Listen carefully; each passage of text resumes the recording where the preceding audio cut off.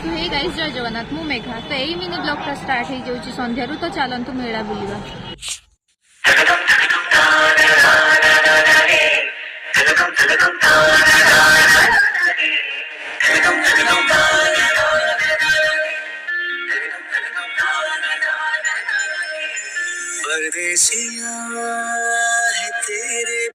तो ये आम समस्ते चलिकी टे पलू मेला बुलापी जेहेतु आम घर टे ना दूर तो ए बर्षर मूर्ति गुड़ाक भी बहुत सुंदर होता। तो आपण मैंने तो जानी जे बारंगे सबुठ फेमस होची कार्तिकेश्वर मेला।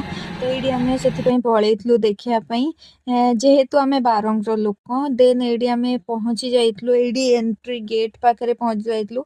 तो यू सब खायार स्टल गुड़ाक लगी जाइए देन ये आउ गोटे मूर्ति देखी सारापर आम मेला भितर पहुँच जाइलु। तो आप देखते लाइक कमेंट शेयर करूँ। तो ये वीडियोटा बहुत बड़ हो जाए सो से बाकी सब नेक्स्ट पार्ट रे आसीबो।